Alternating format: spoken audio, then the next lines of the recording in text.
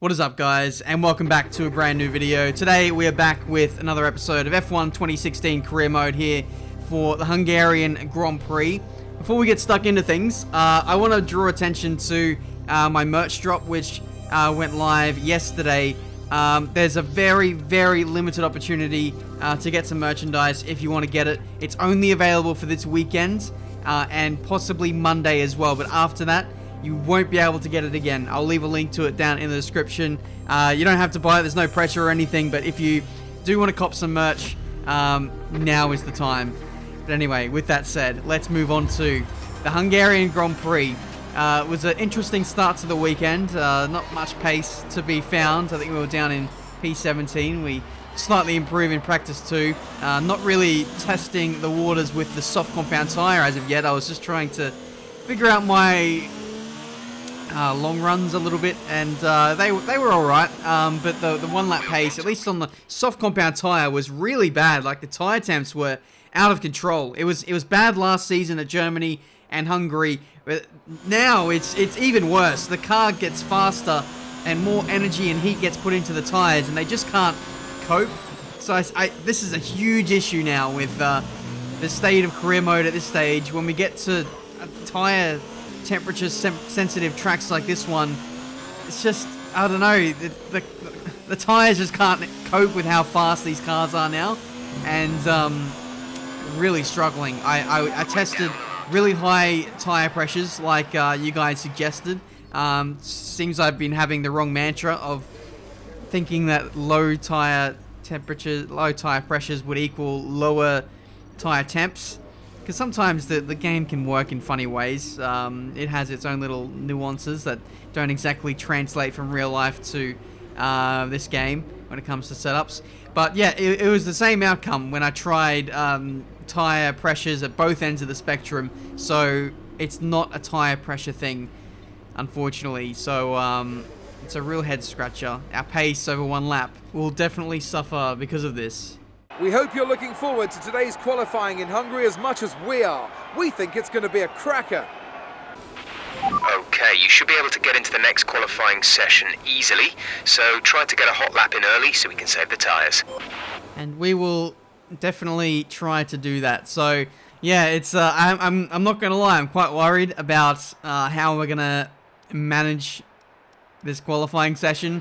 If the tyres just literally can't hold on for a single lap. This reminds me of, like, I think it was like the F1 2018 beta, where you literally could, like, kill the tyres on the rears and you'd just be spinning out everywhere.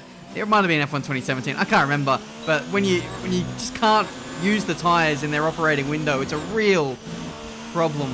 And it's exclusive to me because the AI don't really get affected by that. They drive a lot more smoothly.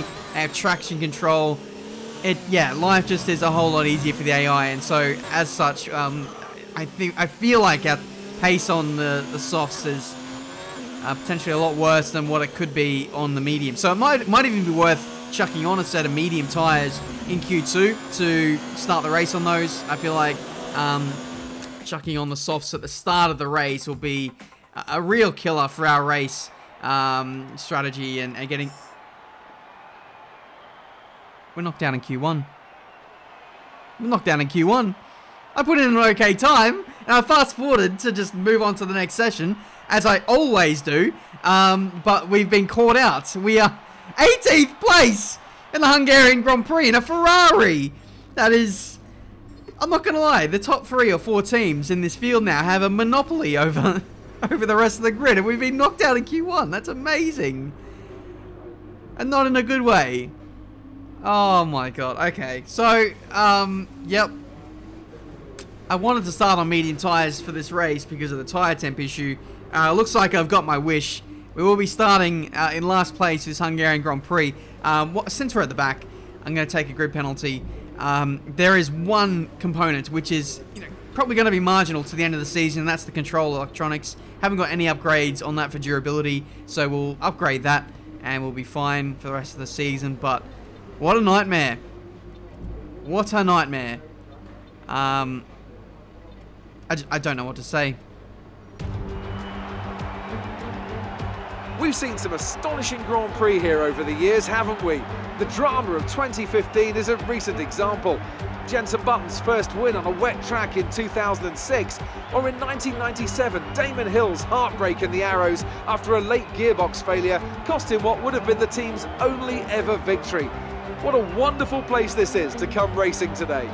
It's time to take a look at our starting grid for today's race. Great work from Nico Hulkenberg yesterday sees him start on pole, with Charles Leclerc alongside. As we continue through the rest of the grid today, we have Perez, Weber, Lewis Hamilton and Verstappen, Bottas, Raikkonen, Gasly and Devon Butler, Sainz, Ricciardo, Sebastian Vettel and Magnussen, Norris, Russell, Lance Stroll and Alexander Albon, Fiat and Day. And with lights out just moments away, it's time to go down to the track. So here we are then, on the grid of this disastrous Hungarian Grand Prix we potentially have ahead of us. The championship, it's not looking good. Weber is running away with his championship. He's thankfully starting down in P4, but if he gets another win today, and if we get fringe points, I don't want to concede defeat yet, but that could be curtains for our championship. So we need a good recovery today. There is going to be some rain, which may prove to be a bit of a curveball for the teams starting on soft compound tyres. If it does rain and we can carry these mediums through that rain period, we could come away with a surprise result. So we'll see what we can manage in this race. Last place on the grid. What can we manage in this Hungarian Grand Prix, which is notorious for being unable to overtake? Away we go. Okay, you're in its dirty air. Get past. Copy. Get out of here, Jeff. I don't care about that. Of course I'm in dirty air. I've got 19 other F1 cars right in front of me on this opening lap of the Hungarian Grand Prix. We slide up the inside of a Toro Rosso. It's basically a GP2 car. It is that slow up against us with our near-on, fully upgraded Ferrari. There is the worry about whether this car is capable of taking the fight to the Haas's, the Alfa Romeos, despite being fully upgraded, but we'll save that conversation for another day. We slide up the inside of another couple of cars. Stroll, very slow in that Racing Point as well. I think Racing Point and Toro Rosso are miles off, being a front-running car, and they're just conceded to being at the back. McLaren, I think, a third worst car. They're not looking great. Mercedes have done nothing development-wise in 3 seasons, so they need to get a wriggle on. But yeah, it is an interesting grid lineup so far. Let me know what your big surprises are in your own career mode if you're doing one. I'd be interested to know. But yeah, Alfa and Williams being right up there as front runners, where in real life they're kind of towards the back in Formula 1. But hey ho, it's career mode. It's good to see some different teams up there fighting at the front. But anyway, slide up the inside of Lando Norris. He did squeeze me a little bit on the run into turn 1, so that was interesting. I have noticed ever since F1 2019 has been a thing that the AI are a lot more punchy. They turn in on you a whole lot more. A lot like Project Cars, the original game. Basically, the AI used to drive like you weren't even there a lot of the time, but there are traits to that sometimes with the AI when you dive up the inside of them into a hairpin corner. High speed, it doesn't really matter. Team radio. Gap to teammate ahead is 4.7 seconds. They're on fresh softs. They're in 7th. The time last lap was a 1 minute 18.5. 18.5. That's not bad. He's only a 10th in front of us in terms of a 10th faster than us in terms of pace. I was just wondering because I feel like the pace is actually really good.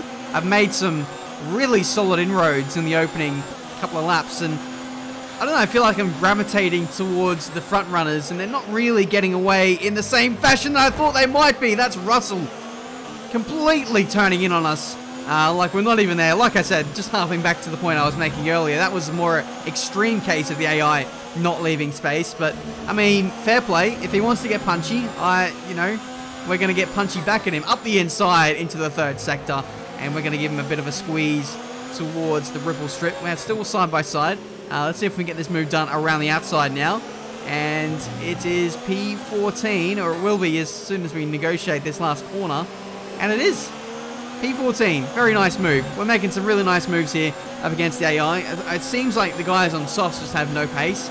So maybe they are struggling for tyre temps, as we've got a yellow flag up ahead. Virtual safety car has been deployed, so something serious has happened. There's a car that's got an engine failure. It's Devin Butler. He's out of the Grand Prix. A real shame for him as well, because the Red Bulls were looking pretty pacey, if I remember correctly, in practice. So if ever there was going to be a circuit on this calendar and they were going to win at in Season 3, the state of their car, it would be this one. But it seems their best chance of winning a race has just gone up in smoke there, unfortunately for them. But we're now on the back of another racing point. This is Kevin Magnussen, I believe, who's slightly elevated in this Grand Prix. P12.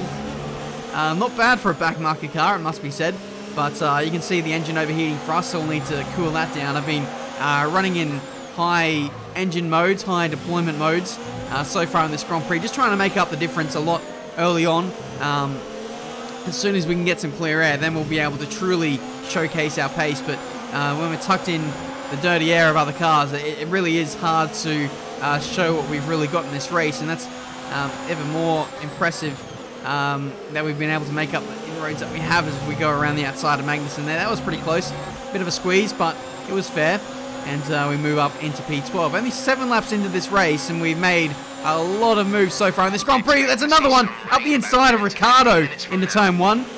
Basically taking inspiration out of his racecraft, and we can't get that done. He gets back through because he got a much nicer exit than what we did. We completely sacrificed. We completely binned off any chances of getting a nice exit in the hopes of just trying to get in front of him.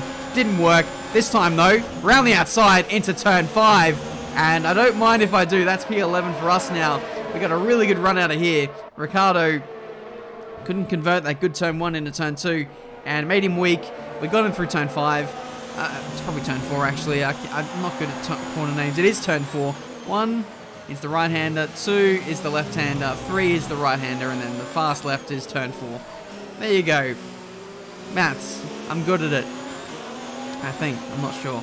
Lap 7. Pierre Gasly. This is for a singular point here. The Renault's not great on their tyres, and as such, Pierre is already starting to drop off a little bit from the pack ahead, which is unfortunate for him, but we saw past him, swing back to the racing line, and continue on our merry way towards the front runners. So next up is Valtteri Bottas on a soft compound tyre. I'd imagine he's going to fall back towards us at a vast rate in lots, and same too for anyone on soft compound tyres. Doesn't matter what car you're in, you're going to be feeling the pain at this stage. 8 laps into the stint. I think the softs are good for maybe 10 to 12 laps. Maybe a little bit more if you've got Ferrari levels of tyre wear upgrades, but we'll see. Currently, the fastest lap is a 1:16.5. Interesting. So I put in a 17.3, my personal best so far of the race, and we're still continuing to reel in the leaders at a decent rate. I just thought I'd check what the fastest lap was. I was, I don't know. I don't want to say I'm getting ahead of myself, but I just wanted to check what my, overall pace was to the absolute best car on circuit, who I think is Nico Hülkenberg at this stage, our race leader. Is he our race leader? Yes, he is. Lucas Weber in P2. He's on medium tyres. For those who may be wondering. So Lucas looking good in this race once again. He's managed to get through to Q2. Must be said as well, the grid for the start of this race was actually kind of realistic for the car performance. So I'm thinking maybe Codemasters have finally fixed this 2 or 3 year old glitch. But I'll hold judgment until I not make it through to Q3 in another race before I pass judgment on that. But we've got the leaders in who started on the soft compound tyres. We got promoted now to P3 with Perez and Weber, the only cars in front of us. They're on medium tyres though, so on the exact same strategy as us. It'll be interesting to see if they can stretch their tyres until the rain period, an alternate strategy change from Jeff, which is absolutely the same as what I was already running anyway, so thanks for that one, Jeffrey. Perez is up next. He's starting to, I don't know, wither away a little bit in terms of pace. His car is moving around a little bit. The Williams is a little bit down on overall downforce. So is our car, to be honest, but I think theirs is a little worse off than what our package is at the moment. We go around the outside into turn 1, and we are now P2 in this Grand Prix, with the only man ahead of us being, you know who? Radio? Anytime? 5 minutes until rainfall expected. 5 minutes until rain. Dries seem like the fastest tyre at the moment. Okay, cool. So, a very short amount of time now until the rain period hits. I apologise about the lengthy hold between the team radio, but now we're seeing the first drops of rain in this Hungarian Grand Prix. 15 laps to go, and we're in a golden position here to jump everyone who started on soft compound tyres, as they all need to make another stop again, as we're now making the switch to intermediate tyres. This has played into our hands beautifully on the medium tyres, just about stretching these tyres until the rain has hit.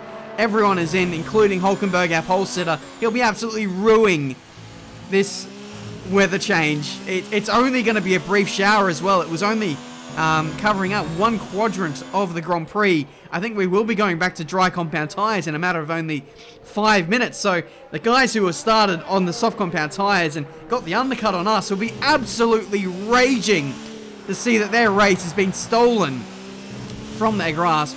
I think we might actually be coming into the pits at the end of this lap now. So it's so cruel for those guys. I really do feel for them, because it was a good chance for them to take some points away from Lucas Weber. They were ahead of him on track. At least Hulkenberg was. Hamilton was doing well as well. I think he was actually going to jump Weber by virtue of the undercut. But it's all fallen away by just a little bit of rain at the worst time.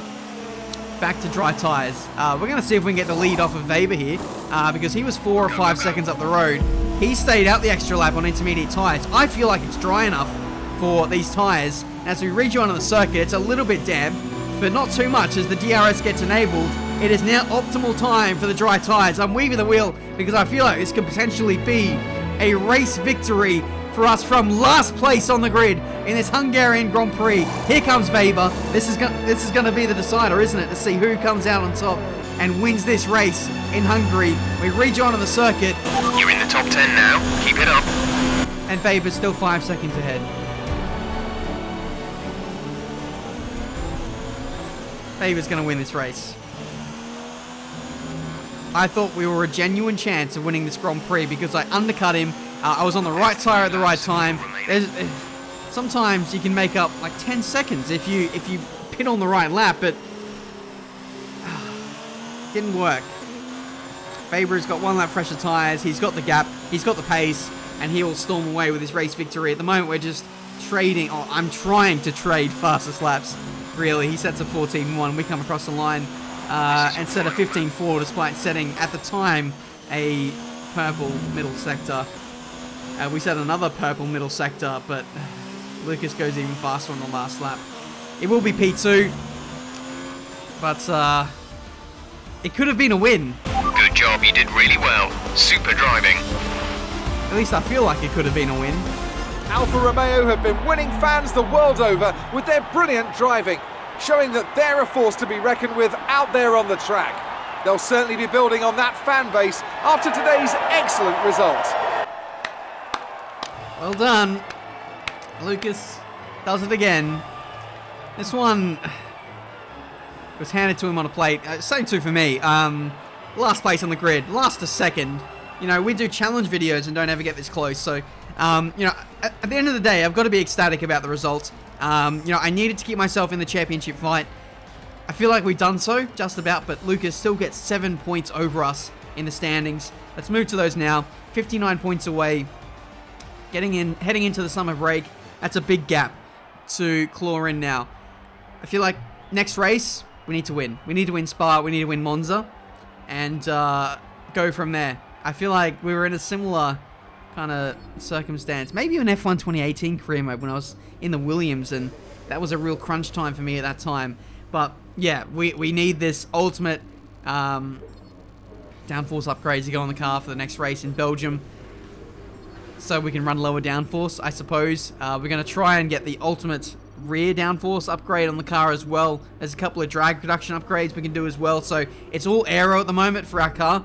Once those are on, I feel like we could be the best car, but it remains to be seen whether Alfa and also Haas can continue to upgrade their cars. It's not so straightforward this year with the ceilings of each team. I know that Red Bull has the potential to be the best car in Season 10, or whenever the hell everyone applies their upgrades, but Ferrari, where do they stand once all the upgrades are applied? We have a couple of brake upgrades to do, and also fuel consumption, but those are kind of lower down on my priority list. So we'll prioritize the aero department first before we think about some of those trivial upgrades. But anyway, that has been this Grand Prix for today. Fantastic result, great recovery, great strategy, but Lucas, that thorn in my side, gets another 7 points gain in the championship. Thank you so much for watching. Leave a like, subscribe, all that good stuff. Like I said earlier, my merchandise is available for this weekend only, so check it out if you want to pick up some merchandise. Yeah, we'll head into the Belgian Grand Prix with hopefully a bit more momentum, and let's make sure we actually qualify well for that race, and we'll see how we go from there. I'd love to win Monza.